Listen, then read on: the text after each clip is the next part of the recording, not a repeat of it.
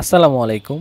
এটা হচ্ছে মুসলমানি দেওয়া কিং সাইজের একটা মোরগ, যেটার ওজন হচ্ছে 3 কেজি ওজনের। দেখতেই পাচ্ছেন এটার পাখনাগুলো অনেক বড়। যদিও এটা ক্যামেরা দেখতে অনেক ছোট, বাট এটা আসলেই অনেক তিন বড়। কেজি ওজনের 3 কেজি ওজনের বড় মুরগা। তো এখন এটাকে জবাই করা হবে। জবাই করবে আমার মা এবং আমার ছোট ভাই মোশাররফ।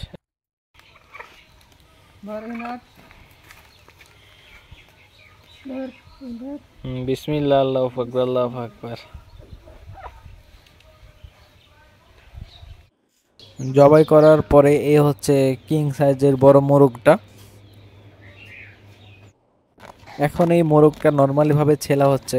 গরম পানি দিয়ে ছিলে বা গরম পানিতে পরিষ্কার করলে স্বাদ একটু কমে যায়, এই জন্য। ও রানওয়ালা কে খাবে রে? মুই খাম।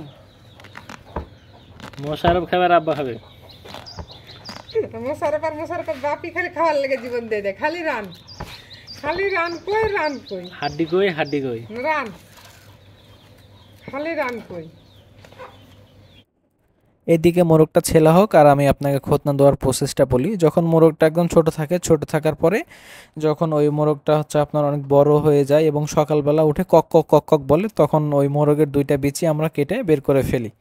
এভাবে হচ্ছে খতনা দেয় আর কি। দেখতে পাচ্ছেন এখানে আমাদের মোরগটা পরিষ্কার করা মোটামুটি ভাবেই শেষ। এখন আমরা এই মোরগটা আগুনে পুড়াবো। তো আগুনে পোড়ানোর জন্য আমাদের ভালোভাবে সব কিছু একদম ক্লিয়ার করে নিতে হবে। ক্লিয়ার করে নেওয়ার পরে আমরা এভাবে আগুনে পোড়ালে আমাদের মানে এই মোরগের শরীরে আর কোনো লোম টোম কোনো কিছু থাকবে না, একদম পরিষ্কার ঝকঝকে হয়ে যাবে। তো এখন আমাদের পরিষ্কার করাও শেষ, এখন আমাদের কাটার পালা। দেখেন মোরগটা মানে কাটলে কেমন হয় সেটা আমি আপনাদেরকে একটু ভালোভাবে দেখাই। একটা মোরগ খতনা দেওয়ার কারণ কি? এর খতনা দেওয়ার কারণ হচ্ছে মুরগির এই মাংসটা অনেক সুস্বাদু হয় এবং অনেক তৈলাক্ত হয়, ওই যে হলুদ হলুদ ধরনের মানে তেল পাওয়া যায়।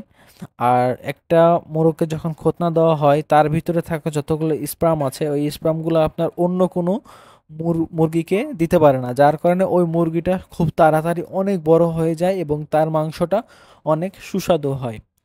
এই কারণে আমরা সাধারণত একটা মোরগকে খতনা দিয়ে থাকি। এখন দেখেন এই যে আমরা যে মুরগিটা কাটলাম, তো এখানে দেখেন হলুদ হলুদ অনেক ধরনের তেল আছে আর কি। আর গোস্তটা অনেক শক্ত। মানে এটা যে খাইতে এতটা মজা হবে এটা আমি আপনাকে বলে বুঝাইতে পারবো না। তো সবকিছু মশলা রেডি, মশলা টশলা খাইয়ে এটা হচ্ছে প্রেসার কুকারে দিব। 4টা সিজ দিব। 4টা সিজ দেওয়ার পরেও এর হাড্ডিগুলো অনেক শক্ত থাকবে। এই 4টা সিজ দেওয়ার পরে আমরা আবার তেলে এটাকে মানে কষাবো আর কি। আজকে হচ্ছে 20 রমাদান। এই 20 রমাদানে আমরা এই মোরগটা জবাই করে রান্না করতেছি। তো এখন 1600 পাওয়ার দিয়ে 1600। প্রেসার কুকারে 4টা সিজ দিব। সিজ দেওয়ার পরে আমরা এখন এটাকে ভালোভাবে কষাই নেব। প্রেসার কুকারে সিদ্ধ হওয়া সব কিছু কমপ্লিট, যদিও আমরা সেখানে অনেক পেঁয়াজ মশলা সব কিছু অনেক বেশি বেশি করে দিয়েছিলাম। দেখতেই পাচ্ছেন পেঁয়াজগুলো একেবারে ভাজা হয়ে গেছে, এখন পেঁয়াজগুলো লাল হয়ে গেছে। এখন আমরা সেই সিদ্ধ করা মাংসটা এখানে দিয়ে দিব।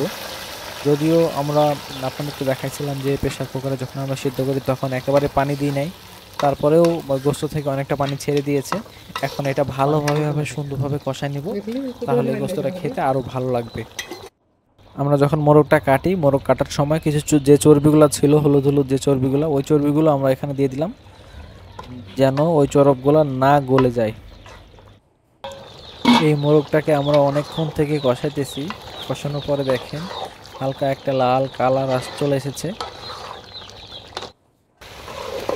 ফাইনালি এই মোরগের পানিটা আর কি মরে গিয়েছে, অর্থাৎ মানে শুষে নিয়েছে, বাষ্প হয়ে গিয়েছে। এখন আমরা এই মোরগটাকে আরেকটু ভালোভাবে এভাবে কষায় নেব। কষায় নেওয়ার পরে হালকা একটু পানি দিয়ে আমরা পরে ঝোল করে নেব।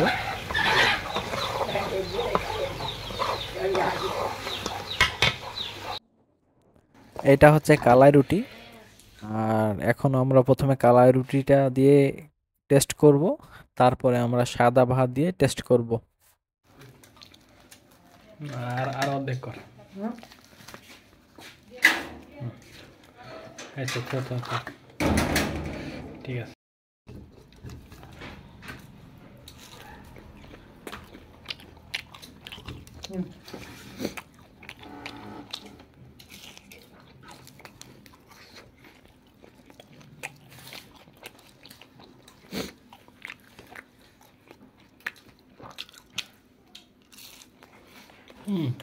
দারুণ।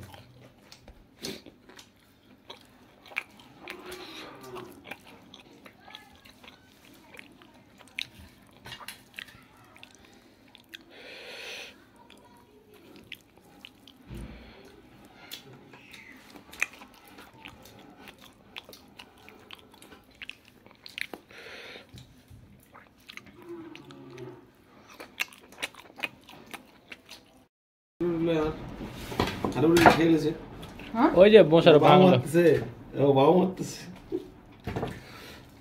নাম লেখা রুটি এক পচ্চা খালি ওই লিলে আর আধখান ছিল চারটা মানুষ বুঝা যায় না।